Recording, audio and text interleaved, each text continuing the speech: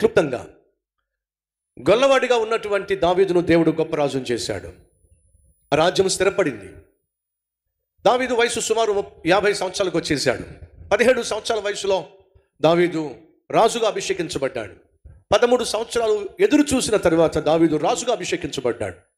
రాజుగా అభిషేకించబడి సుమారు 20 సంవత్సరాలు కావస్తుంది. దావీదు అద్భుతమైన ఆత్మీయుడు. తన గొర్రెలలో ఒక గొర్రె పిల్లకు హాని కలిగినప్పుడు ప్రాణాలకు తెగించి సింహాన్ని చంపి, ఎలుగుబంటును చంపి గొర్రెను కాపాడుకున్నటువంటి గొప్ప గొప్ప గొప్ప కాపరి. అంత ప్రేమ కలిగిన వాడు. అది చూసిన దేవుడు, గొర్రెల పట్ల ఇంత ప్రేమ చూపిస్తున్నట్లయితే, నా ప్రజలకు రాజుగా చేసినట్లయితే ఇంకెంత ప్రేమ చూపిస్తాడో, ఇంకెంత అద్భుతంగా పరిపాలన చేస్తాడో అనే ఉద్దేశంతో దేవుడు దావీదును మహారాజు చేశాడు. దేవుడు ఆశించినట్టుగానే దావీదు అద్భుతమైన పరిపాలన జరిగించాడు. వాస్తవంగా దావీదు చేసినటువంటి పరిపాలనా కాలం సుమారు 40 సంవత్సరాలు. ఈ 40 సంవత్సరాల దావీదు యొక్క పరిపాలనా కాలాన్ని సువర్ణ కాలం అని పిలిచారు. ఎందుకంటే అంత అద్భుతంగా పరిపాలన చేశాడు. అంతా బాగుంది అనుకునే సమయంలో ఎంతో కొంత దావీదు ఆత్మీయ జీవితంలో వెనకబడిపోయాడు. గతంలో ఉన్న ప్రార్థనా జీవితం కానీ, గతంలో దేవుని పట్ల ఉన్నటువంటి భయము భక్తి కానీ, గతంలో దేవుని పట్ల ఉన్నటువంటి దేవుని వాక్యం పట్ల ఉన్నటువంటి ధ్యానం కానీ దావీదు జీవితంలో సన్నగిలింది. ఆధ్యాత్మిక జీవిత విషయంలో దావీదు వెనకబడ్డాడు. స్పష్టంగా దేవుడు దావీదు యొక్క జీవితం గురించి లిఖింపజేశాడు. దావీదు తన ఆత్మీయ జీవితంలో వెనకబడిపోయాడు. తనలో ఉన్నటువంటి ఆత్మీయ ఆతృత కాస్త తగ్గిపోయింది. యుద్ధానికి వెళ్ళవలసిన యుద్ధానికి వెళ్లకుండా ఇంటి దగ్గరే పడుకోవడం, వేలాపాలా లేకుండా పడుకోవడం, బాధ్యతలు మర్చిపోయి జీవించటం, దేశ రక్షణ కోసం ప్రాణాలకు తెగించి యుద్ధం చేయాల్సినటువంటి దావీదు యుద్ధం చేయడం మానేశాడు. యుద్ధానికి వెళ్ళడం కూడా మానేశాడు. ఎంతో కొంత బాధ్యత రాహిత్యంగా జీవిస్తున్నాడు. పైపెచ్చు మధ్యాహ్నం అంతా పడుకున్నాడు, సాయంత్రం లేచాడు, మిద్ది మీదకి వెళ్ళాడు, చూడకూడని దృశ్యం చూశాడు. ఆ తర్వాత అదే ఆలోచించాడు. ఆ తర్వాత ఆమెను పిలిపించాడు, ఆమెతో పాపం చేసేసాడు. అలా పాపం చేసిన తర్వాత ఖచ్చితంగా దావీదు చేయాల్సిన మొట్టమొదటి పని ఏంటంటే పశ్చాత్తాపడ్డం. ఎందుకంటే దేవుడు ప్రతి మనిషికి మనస్సాక్షినిచ్చాడు.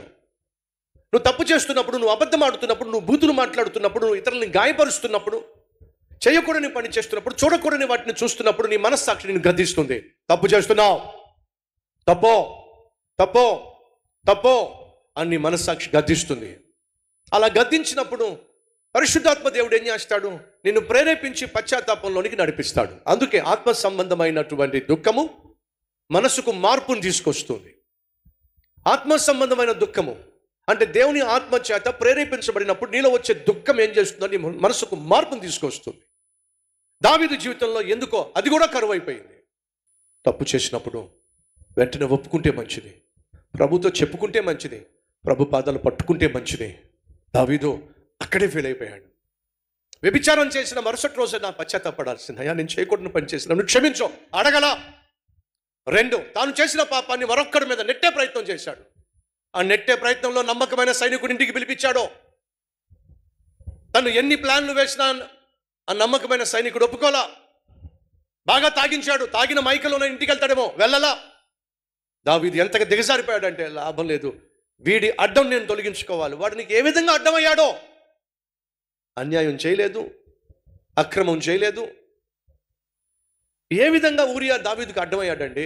ఏం లేదండి, రేపొద్దున బత్షెబ గర్భవతి కుమార్తెనో కంటే యుద్ధం నుంచి వచ్చిన ఊరియా అడుగుతాడు, నేను లేనప్పుడు నువ్వు గర్భవతి అయ్యా, ఏం చేశావు అని అంటే బత్షెబ చెప్పేస్తుంది, నువ్వు ఏ రాజు కోసం ప్రాణం పెట్టడానికి యుద్ధానికి వెళ్ళావో, ఏ రాజును చూసి బహు మంచి రాజు అని చెప్పావో, ఏ రాజు అయితే మీ అందరికీ దీపమని మీరు భావించారో అదే రాజు మన ఇంట్లో వెలుగుతున్న దీపాన్ని ఆర్పేశాడు. ఏమిటి నువ్వు మాట్లాడుతుంది? అవును, నువ్వు లేని సమయంలో దావీదును పాడు చేశాడు. ఎక్కడ ఊరియా వచ్చి తనను అడుగుతాడో కడుగుతాడో అనే భయంతో తాను చేసిన తప్పును ఊరియా మీదకి నెట్టే ప్రయత్నం చేశాడు. అది కుదరనప్పుడు ఆఖరికి ఊరియాని చంపాలని ప్రయత్నం చేశాడు. దావీదుకున్న ఆలోచన ఏమిటంటే, నేను చంపను, అయ్యో నా చేతులతో నేను చంపను. ఊరియాని పిలిచినప్పుడు కత్తి తీసుకుని పొడి చేయొచ్చు కదా. అయ్యా, అంత పాపిస్తున్నా నేను, అంత పాపం నేను చేయను, నరహత్య అసలు నేను చేయను. దావీదు నరహత్య చేయుడు, చేయిస్తాడు. తేడా ఏమైనా ఉందా అండి? తాను చంపడో కానీ తెలివిగా చంపిస్తాడు. ఈరోజు మనలో అలాంటి వాళ్ళు లేరండి. నువ్వు చెయ్యవు కానీ చాలా తెలివిగా చేయిస్తావు. డైరెక్షన్ అంతా నీదే. మిగతా వాళ్ళని పావులుగా నువ్వు వాడుకుంటావు. జాగ్రత్త. దేవుని దృష్టిలో, సాధారణంగా మనిషి దృష్టిలో నీ ఎదుట ఎవరు చేస్తున్నారో మాత్రమే నువ్వు చూస్తావు, అంతేనండి. కానీ దేవుడు ఎవరు చేయిస్తున్నారో కూడా చూస్తాడు. మీకు అర్థమవుతుందా? నీ కళ్ళ ముందు జరుగుతుందే నువ్వు చూస్తావు, కానీ దాని వెనుక జరిగిస్తుంది ఎవరో కూడా దేవుడు చూస్తాడు. దావీదట చంపడంట, కానీ చంపిస్తాడట. తాను చంపితే తాను నరహత్య చేసిన వాడు అవుతాడు. ఇప్పుడు తాను చంపిస్తే తాను నరహత్య చేస్తున్నాడు, చంపినవాడు నరహత్య చేస్తున్నాడు. తాను చేయడమే కాకుండా మరొకరి చేత చేయిస్తున్నాడు. ఇప్పుడు ఇద్దరిని నేరస్తులను చేస్తున్నాడు. ఉత్తరం రాశాడు, శాసనం చేశాడు, ఊరియాని చంపించేశాయి అని చెప్పి సైన్యాధిపతికి చెప్పాడు. సైన్యాధిపతి చదివాడు, ఊరియాను చంపించేసేయ్. ఊరియా మంచోడే, నమ్మకస్తుడే, యథార్థవంతుడే, ప్రాణాలు తెగించి యుద్ధం చేస్తాడే, దావీదంటే పడి చేస్తాడే. ఊరియాని ఇంటికి పిలిపించాడు ఎందుకు? యుద్ధంలో అనేక వేల మంది ఉంటే ఎవరిని ఇంటికి పిలిపించకుండా ఊరియాని ఎందుకు పిలిపించాడు? ఊరియా యొక్క ప్రత్యేకత ఏమిటి? సైనికులకు తెలియదా? ఆ గ్రామంలో ఉన్న వాళ్ళకి తెలియదా? ఖచ్చితంగా తెలుసు. ఏమిటి ఊరియాకున్న ప్రత్యేకత? మీరు చెప్పండి. మాకేం తెలుసు అండి? ఇప్పుడు దాకా మీరు విన్నారు కదండి. ఊరియా ప్రత్యేకత ఏంటి చెప్పండి. తనకు బహు సౌందర్యవతైన భార్య ఉంది. అందరికీ లేండి, ఊరియాకు ఉన్నది ఏమిటో అందరికీ తెలుసు. రే, భలే భార్యను పట్టేశాడు రా, భలే అందమైన పిల్లని పెళ్లి చేసుకున్నాడు రా. ఖచ్చితంగా వాళ్ళ మధ్య డిస్కషన్ జరుగుతుండొచ్చు. ఎవరిని పిలవకుండా దావీదు ఒక ఊరియానే పిలిపించాడు అంటే యోవాబు ఆలోచిస్తూ ఉన్నాడు, ఊరియానే ఎందుకు పిలిపించాడు? వాళ్ళిద్దరి మధ్య ఏమైనా మాటలు జరుగుతున్నాయేమో. ఊరియా, నీకు అందమైన భార్య దొరికింది, సరే, నేను చెప్తున్నా నీకు, ఆమె నాకు నచ్చింది. హృదయపూర్వకంగా ఆమె నా దగ్గర పంపిస్తే నువ్వు బతుకుతావు, లేకపోతే నేను చంపేస్తా, నీ ఇష్టం. ఏదో మాటలు జరిగినాయి అక్కడ, లేకపోతే ఎందుకు పిలిపిస్తాడు ఊరియా అని? యోవాబు తెలివి తక్కువడు కాదో, సైన్యానికి అధిపతి, అంతేకాదు బహు కపటమైన వాడు. చదువుతున్నాడు, ఊరియాను చంపేసేయి. ఏమిటి? దావీదు ఇప్పటి వరకు ఎవరిని చంపలా, నిజం. అప్పటి వరకు దావీదు ఎప్పుడు వ్యభిచారం చేయలా, నిజం. కానీ ఇప్పుడు దావీదు ఎప్పుడు చేయని వ్యభిచారం చేశాడు. ఎప్పుడు ఏ ఒక్క పగవాడు కూడా చచ్చిపోవాలని ఆశించని దావీదు బహు నమ్మకమైన, యథార్థమైన, ప్రాణంగా ప్రేమించిన సైనికుణ్ణి చంపాలి ప్రయత్నం చేస్తున్నాడు. ఏం జరిగింది? దావీదు ఆత్మీయ జీవితం గాడి తప్పింది. జాగ్రత్తగా వినండి. సౌలు దావీదుకు శత్రువుగా తగలడ్డాడు. దావీదును చంపాలని చెప్పి ఎగబడ్డాడు. దావీదును తరుముకుంటూ తిరిగాడు. ఒకరోజు దావీదుకు దొరికిపోయాడు. దావీదు పక్కన ఉన్న వాళ్ళు అందరూ చంపేద్దాం అన్నారు. ఆగండి, దావీదును చంపకూడదు. దేవుడు చేత అభిషేకించబడ్డాడు, ముట్టుకోవద్దు, చంపలా. దావీదును చంపడానికి తిరిగిన దావీదును శత్రువుగా భావించి దావీదును చంపాలని ఎంచి సౌలు కూడా పడి దావీదు ప్రాణాలు తీయాలని చెప్పి కూడా పడితే దావీదు ముట్టుకోలా. తన శత్రువుగా ఉండి తన ప్రాణాన్నే తీయాలని చెప్పి తెగబడిన సౌలును కూడా ముట్టుకోలా. తన చుట్టూ ఉన్న వాళ్ళు ఎంతకాలం భరిస్తాం దావీదు, ఒక్క మాట చెప్పి వేసేస్తాం అని అంటే, అగండే, మనం సౌలు జోలికి వెళ్ళొద్దు, వినండి. అది ఎప్పుడు చెప్పండి? అప్పుడు. ఎప్పుడు? దావీదు అద్భుతమైన ఆత్మీయత కలిగి ఉన్నప్పుడు. శత్రువు కూడా తన మీదకి వచ్చి చంపాలని ప్రయత్నం చేస్తే ఆ శత్రువులో కూడా ఒక మంచితనాన్ని చూసి దేవుడు అభిషేకించాడు కదా, చంపకూడదు, వదిలేద్దాం. నిన్ను చంపేస్తాడయ్యా, నేను చచ్చిపోయినా పర్వాలా, సౌలు మాత్రం చచ్చిపోకూడదు. దేవుడి చేత అభిషేకించబడినవాడు. అంత మంచోడండి దావీదు. శత్రువు కూడా చచ్చిపోకూడదని ఆశించిన దావీదు ఇప్పుడు ఎవరిని చంపుతున్నాడో తెలుసా అండి? తన కోసం ప్రాణం పెట్టడానికి, తన రాజ్యాన్ని కాపాడడానికి బహు నమ్మకమైన, యథార్థమైన సైనికుణ్ణి చంపడానికి తెగించాడండి. శత్రువును ఒకప్పుడు చంపనివాడు తన కోసం ప్రాణం పెట్టేవాడిని చంపేస్తాడంటే దావీదు ఏమయ్యాడో చెప్పండి? బాగా దిగజారిపోయాడు. యోవాబుతో అంటున్నాడు, చంపేసేయి. దావీదు ఓ నమ్మకమైన సైనికుణ్ణి చంపేశాడండి. ఇది తెలియక కాదండి, తెలిసి చంపించేశాడు. ఒక్కసారి ఆలోచించండి. పరలోకం నుంచి చూస్తున్న దేవుడు దావీదును చూసి, దావీదు ఎంత దిగజారిపోయావు. ఒకప్పుడు శత్రువు కూడా నేను చంపడానికి మీదకు వస్తే తిరిగి చంపగలిగి కూడా అని చేయొద్దని చెప్పి వెళ్ళిపోయిన దావీదువే కదా. ఇప్పుడు నిన్ను ప్రాణంగా ప్రేమించి నీ కోసం ప్రాణం ఇవ్వడానికి, దేశం కోసం ప్రాణం ఇవ్వడానికి ప్రాణాలకు తెగించి యుద్ధం చేసే సైనికుడిని చంపేస్తున్నాం ఏంటి? దావీదు దిగజారిపోయాడండి, బాగా దిగజారిపోయాడు. ఆ తర్వాత యోవాబు చెప్తున్నాడు, ఇతన్ని యుద్ధము ముమ్మరముగా జరుగు చోట పెట్టి చంపించేసేయి. యోవాబు ఇది చదివాడు, బహు కపటం కలిగిన వాడు. ఊరియాను చంపమన్నాడు అంటే దావీదు అక్కడ ఏదో పిచ్చి వేషము వేస్తున్నాడు. సరే, ఏదో ఒకరోజు నాకు దొరుకుతాడు అని చెప్పి ఏం చేశాడు అంటే, యోవాబు చాలా తెలివిగా ఊరియాను ముమ్మరంగా యుద్ధం జరిగే చోటకి పంపించాడు. ఊరియాతో పాటు దావీదుకు నమ్మకమైన సేవకులు, సైనికులు ఉన్నారు.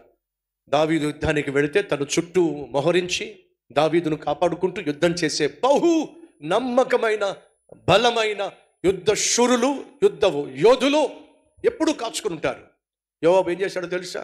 దావీదును బలహీనపరచడానికి దావీదు యొక్క బహు నమ్మకమైన సేవకులను కూడా ఊరియాతో పంపించాడు. ఏం చేస్తున్నాడు ఈ యోవాబు?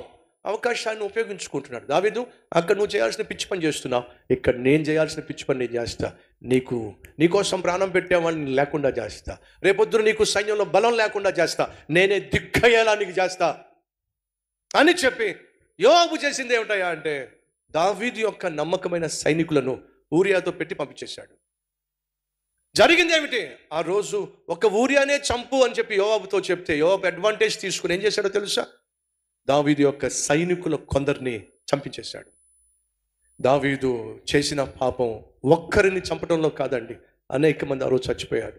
ఇప్పుడు యోవాబు సమాచారం పంపిస్తున్నాడు ఏమనంటే, రాజా, మీ సైనికుల్లో, మీ సేవకులలో సైనికులు కొంతమంది చచ్చిపోయారు అని వెళ్ళి చెప్పు. చెప్పిన వెంటనే రాజు కోపం వస్తుంది. ఎందుకు రా చేశావు? కోపం వచ్చినప్పుడు, రాజా, ఊరియా కూడా చచ్చిపోయాడు అని చెప్పు. నోరు మూసేస్తాడు. దావీదు నోరు మూయించే ప్రయత్నం చేస్తున్నాడు. ఒక సైన్యాధిపతి. ఎందుకు వచ్చింది దుస్థితి? ఎందుకు దాపరించింది దావీదుకి పరిస్థితి? అదే జరిగింది కోపంతో. ఎందుకు అలా జరిగింది? యుద్ధము ముమ్మరంగా జరుగుతున్నప్పుడు నా సైనికులు, నా నమ్మకమైన సైనికులు అక్కడికి ఎందుకు పంపించబడ్డారు? ఆవేశపడిపోతున్నప్పుడు వచ్చినవాడు, సమాచారం తెచ్చినవాడు, రాజా ఒక నిమిషం, ఏమిటే? ఊరియా చచ్చిపోయాడు. ఓ అవునా, ఓకే ఓకే. ఏమిటి నాటకం? ఊరియా చచ్చిపోయాడంటే దావీదుకి ఎందుకు సంతోషం? కొన్ని సంవత్సరాల క్రితం తన దగ్గర గొర్రెలలో ఒక గొర్రె మీద సింహం వచ్చి పడితే ఆ గొర్రెను కాపాడుకోవడానికి దావీదు ఏం చేశాడు? ప్రాణాలను తెగించి సింహాన్ని చంపేశాడు. దాన్ని చంపేంత వరకు దావీదుకు ప్రశాంతత లేదు. తన గొర్రెను కాపాడుకునేంత వరకు దావీదు నిద్రపోలేదు. అలాంటి దావీదు ఊరియా చచ్చిపోయేంత వరకు నిద్ర పట్టలేదండి. ఎప్పుడు ప్రశాంతంగా దావీదు నిద్రపోయాడు తెలుసా? ఊరియా చచ్చిపోయిన తర్వాత. ఒకరిని చంపేసి నిద్రపోవడం ఏంటండి? బహు నమ్మకమైన, యథార్థమైన, తన కోసం, తన దేశం కోసం ప్రాణం పెట్టడానికి సిద్ధంగా ఉన్న ఒక సైనికుడిని చంపేయడం ఏంటి? చంపడమే కాకుండా జరిగింది ఏంటి తెలుసా? చూద్దాం రండి. 11వ అధ్యాయం 24వ వచనం. అప్పుడు ప్రాకారము మీద నుండి విలుకాండు తమ సేవకుల మీద అంబులు వేయగా రాజు సేవకులలో కొందరు హతమైరి. మరి తమరి సేవకుడైనటువంటి హిత్తీయుడు ఊరియా కూడా హతమాయను. అందుకు దావీదు యోవాబుతో ఈ మాట చెప్పుము, ఆ సంగతిని బట్టి నీవు చింతింపకుము. ఖడ్గము ఒకప్పుడు ఒకరి మీదను, ఒకప్పుడు మరొకరి మీదను పడును కద్దు. పట్టణం మీద యుద్ధము మరి బలముగా చేసి దానిని పడగొట్టుమని చెప్పి నీవు యోవాబును ధైర్యపరిచి చెప్పుమని ఆ దూతకు ఆజ్ఞ. సైనికులు చచ్చిపోయారో దానికి కారణం దావీదు. తాను చంపించాడో.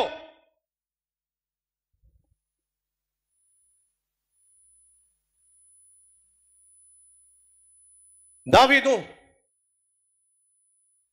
అనేక మంది చావుకు కారణమయ్యాడు. ఒక ఊరియా మాత్రమే కాదు, తాను వేసిన పన్నాగంలో అమాయకమైన సైనికులు చాలామంది చచ్చిపోయారు.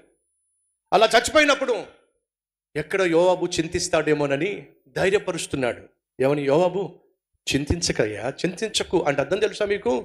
దావీదుకే మాత్రము తాను చేసిన పాపం వల్ల చింత లేదు. ఒక అమాయకమైన సైనికుని చంపేశారే, బాధ లేదు. ఈ అమాయకమైన సైనికుని చంపే ప్రక్రియలో అనేక మంది సైనికులు కూడా పొట్టన పెట్టుకున్నానే, బాధ లేదు. మీ సహోదరులు అర్థం చేసుకోండి. దావీదు యొక్క అంతరాత్మ, దావీదు యొక్క మనస్సాక్షి చచ్చిపోయిందే. కాబట్టి తాను ఏ తప్పు చేస్తున్నా ఆ తప్పు తనకు తప్పుగా కనిపించట్లా. ఎంతగా తాను దిగజారిపోతున్నా దాని గురించి తనలో బాధ కనిపించట్లా. ఊరియాను చంపేశాడు. ఊరియాతో పాటు అనేక మంది సైనికులు చంపబడ్డారు. బాధపడాల్సిన దానికి బదులుగా ఏమాత్రం బాధపడలా. మీకు అబ్నేరు జ్ఞాపకం ఉన్నాడా? ఎంతమంది జ్ఞాపకం ఉన్నాడు? అబ్నేరు సౌలు యొక్క సైన్యాధిపతి, దావీదుకు వ్యతిరేకంగా యుద్ధం చేసిన వాడు.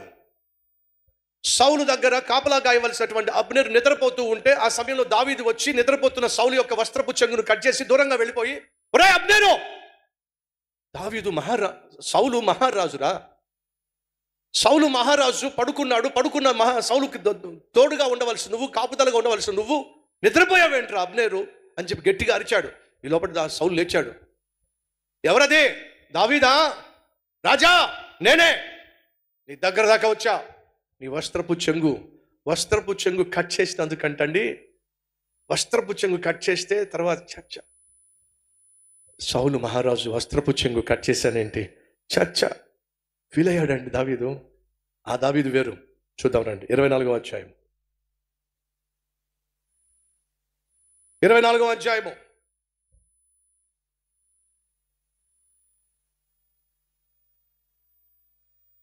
4వ వచనం. దావీదు జనులు, అదిగో నీ దృష్టికి ఏది మంచిదో అది నీవు అతనికి చేయునట్లు నీ శత్రువుని నీ చేతికి అప్పగించినని యెహోవా నీతో చెప్పిన దినము వచ్చినని అతనితో చెప్పగా, దావీదు లేచి వచ్చి సౌలునకు తెలియకుండా అతని పై వస్త్రమును చెంగును కోసెను.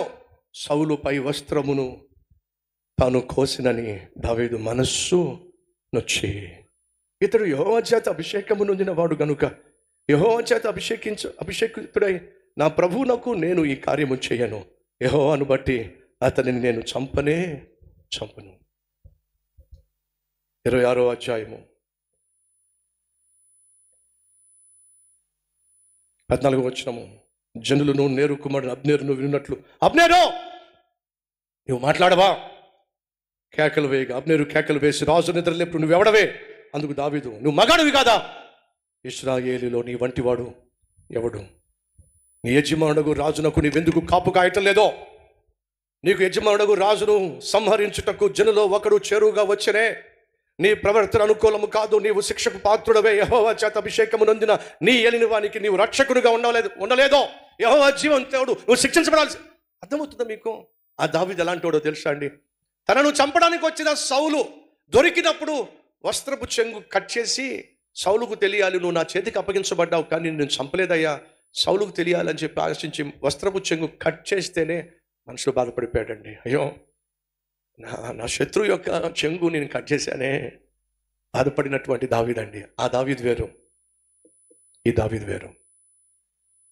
సౌలు పక్కనే సైన్యాధిపతి కొన్న అబ్నేరు నిద్రపోతూ ఉంటే గట్టిగా అరిచి, ఒరే దుర్మార్గుడు అబ్నేరు, రాజు కాపలా గాయాలి కదరా, ఎవరైనా వచ్చి రాజుని చంపేస్తారేమో, కాపలా గాయాలి కదరా అన్నాడండి అబ్నేరును చూసి. ఇదే అబ్నేరు సౌలు చచ్చిపోయిన తర్వాత దావీదు రాజు అవుతాడేమో అని చెప్పేసి సౌలు కుమారుని రాజుగా చేసేసాడు. సౌలు కుమారుని రాజుగా చేసిన తర్వాత సౌలుకు భార్యలు ఉన్నారు కదండి, ఆ భార్యల దగ్గరికి వెళ్ళడం మొదలుపెట్టాడు. సౌలు రాజు, అబ్నేరు సైన్యాధిపతి. సౌలు భార్యను అంటే రాణిని పాడు చేయటం మొదలుపెట్టాడు. వీడు అసలు మంచోడు కాదండి, ఓ దుర్మార్గుడు. కానీ ఏమైందో తెలుసా? ఇదే అబ్నేరు చచ్చిపోతే, ఇదే పాపిష్టివాడైన అబ్నేరు చచ్చిపోతే ఏం జరిగిందో చూద్దాం రండి. 3వ అధ్యాయం 2వ సమూయేలు గ్రంథం 31వ వచనం. 2వ సమూయేలు 3వ అధ్యాయం 31వ వచనం. దావీదు మీ బట్టలు చింపుకొని గోనె పట్ట కట్టుకొని అబ్నేరు శవమునకు ముందు నడుచుచు ప్రలాపము చేయుడని యోవాబునకును అతనితో ఉన్న వారందరికీ ఆజ్ఞ ఇచ్చెను. రాజును స్వయముగా పాడే వెంట నడిచెను. వారు అబ్నేరును హెబ్రోనులో పాతిపెట్టగా రాజు అబ్నేరు సమాధి దగ్గర ఎలుగెత్తి ఏడ్చెను. అరే, అబ్నేరు ఒక పాపిష్టుడు, దుర్మార్గుడు, ఆడు చచ్చిపోతేనే దావీదు ఏడ్చాడండి. 11వ అధ్యాయం ముగించేస్తున్నా. 26వ వచనం. ఊరియా భార్య తన భర్త యగు ఊరియా హతమైన సంగతి విని తన భర్త కొరకు ఏడ్చెను. దయచేసి వినండి, పాపము యొక్క ముగింపు ఏడుపు. పాపము చివరికి మనిషికి మిగిల్చేది ఏంటో చెప్పండి? ఏడుపు. బెత్షెబా చేసిన పాపము చివరికి ఏ ముగింపు తీసుకొచ్చిందో తెలుసా? ఏడుపుని తీసుకొచ్చింది. ఏడవలసి వచ్చింది. సహోదరులు మళ్ళా చెప్తున్నా, మనం ఎవరైనా కావచ్చు, ఏ స్థితిలోనైనా కావచ్చు, దేవుడు చూస్తున్నాడు అనేటువంటి భయము భక్తి లేకుండా నువ్వు ఇష్టం వచ్చినట్టుగా చేయొచ్చు పాపాన్ని. కానీ పాపం వల్ల వచ్చే జీతం మరణం, ఆ తర్వాత మిగిలేది ఏడుపు. అక్కడ అగ్ని ఆరదు, పురుగు చావదు, అక్కడ ఏడుపును పళ్ళు కొరుకోడు. అర్థమవుతుందా? పాపము మనిషికి మిగిల్చేది కన్నీరు మాత్రమే.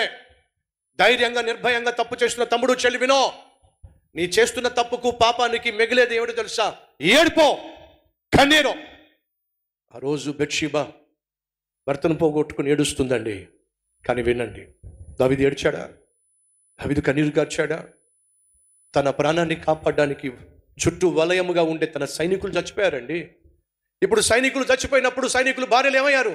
విధవరాళ్ళు అయిపోయారు. సైనికుల బిడ్డలు ఏమైపోయారు? నాన్నను కోల్పోయారు. వాళ్ళ ఇళ్లలో ఏం జరుగుతుంది ఇప్పుడు? ఏడుపో. అందరూ అంగలారుస్తున్నారు, అందరూ ఏడుస్తున్నారు.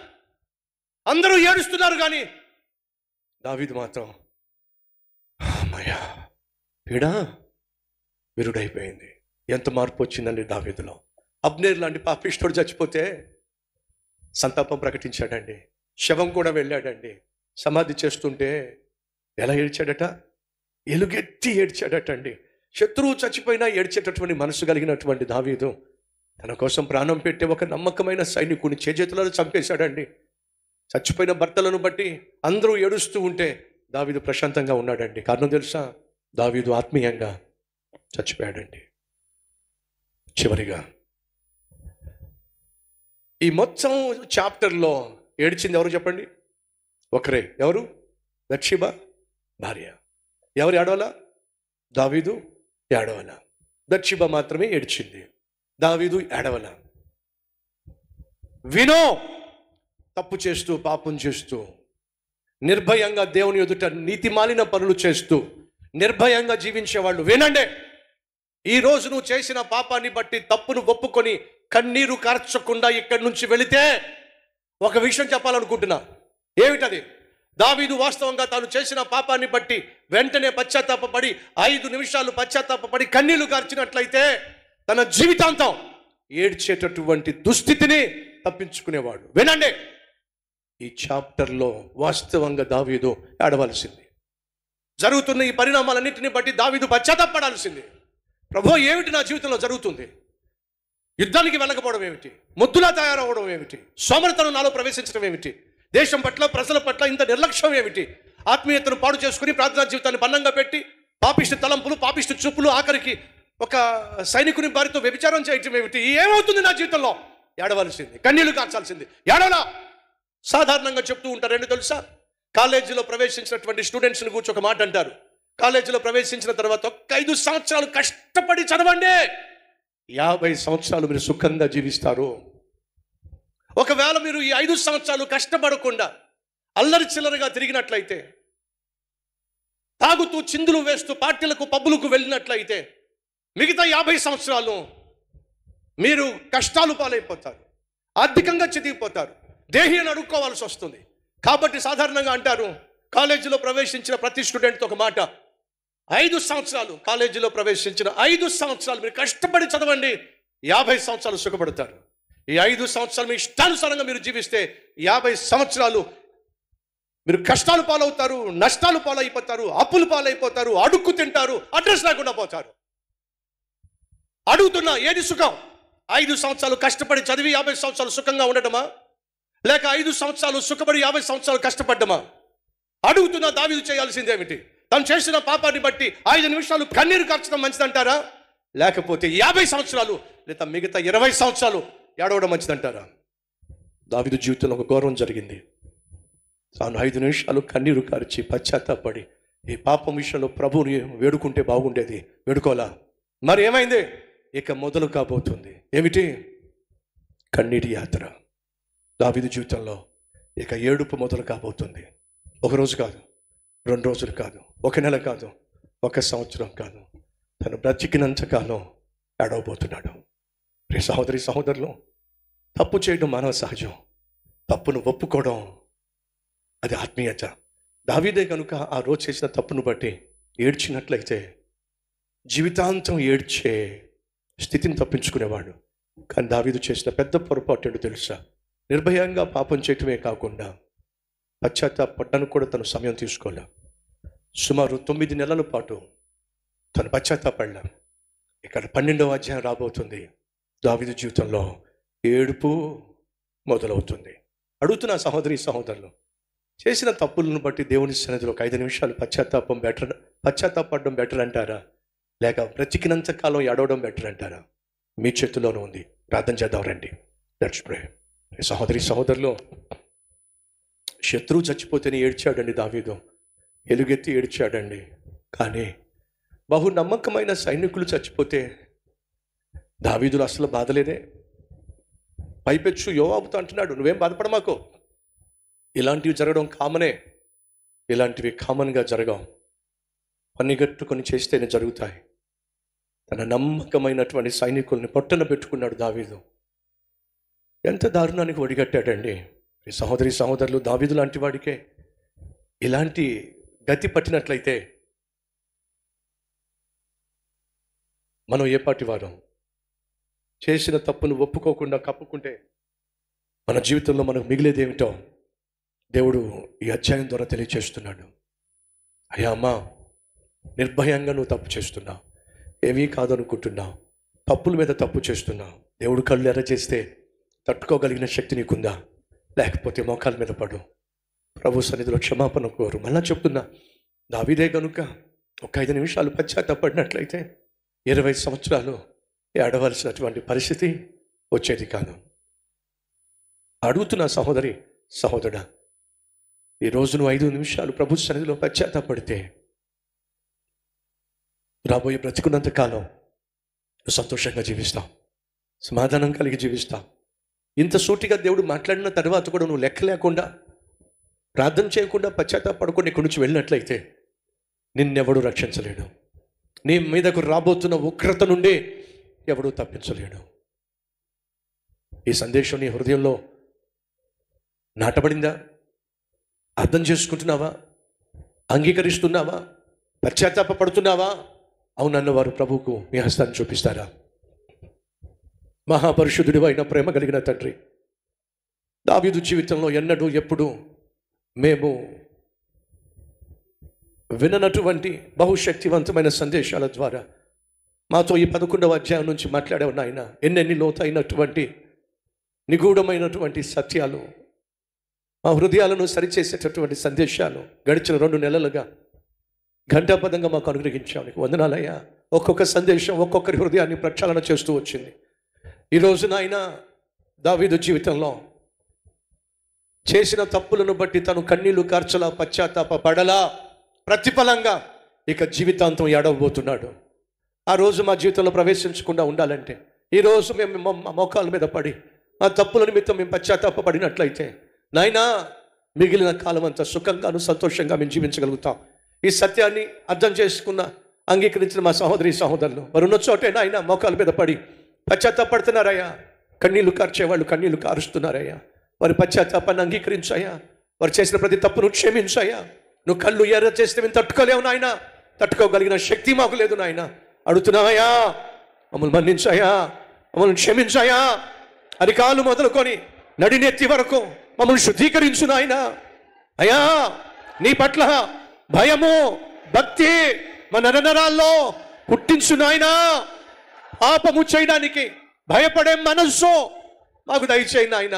ఇక నుంచైనా నిన్ను గాయపరచకుండా, నిన్ను బాధ పెట్టకుండా, నిన్ను సంతోషపరచగలిగిన అద్భుతమైన ఆత్మీయత మా అందరికీ దయచేయమని యేసయ్య పేరట వేడుకుంటున్నాం తండ్రి. ఆమేన్.